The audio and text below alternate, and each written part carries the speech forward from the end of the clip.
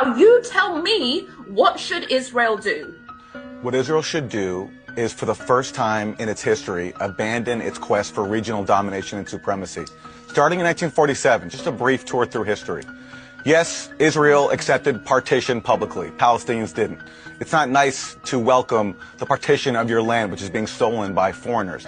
But privately, Israeli leaders, including David Ben-Gurion, said, we won't accept partition. We'll define for ourselves what our borders are.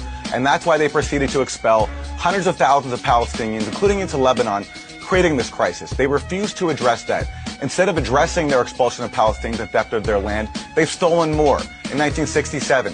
In 1982, the reason Israel invades Lebanon is because the PLO is there, and the PLO at that time was joining the rest of the world in accepting a compromise of a Palestinian state.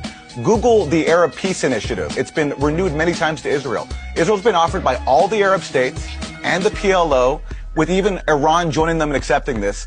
Everybody recognizing Israel, everybody making peace in exchange for Israel ending its occupation of the West Bank and Gaza. That's a major compromise for Palestinians. Israel is so hell-bent on domination, occupation, and supremacy, it's refused even to accept a Palestinian compromise.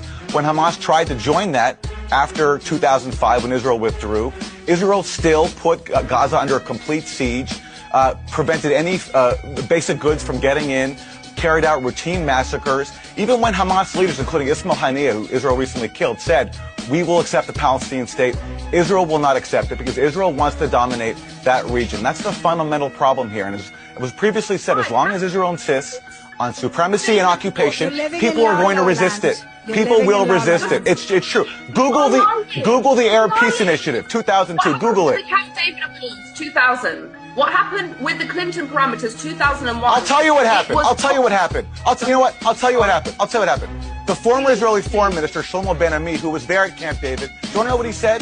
He was there at Camp David. This is the foreign minister who made the Camp David offer. He said, if I were a Palestinian, I would have rejected Camp David as well. You know why? Because he recognizes that Israel insisted on keeping the major West Bank settlement blocks that make a Palestinian state impossible. That's the fundamental problem here. You don't see Palestinians as equal human beings, and you reserve the right to steal their land, and that's why you're interrupting me, because you can't handle the truth. That's the problem here. Stop being a supremacist, stop stealing land, and you can have peace. Now you tell me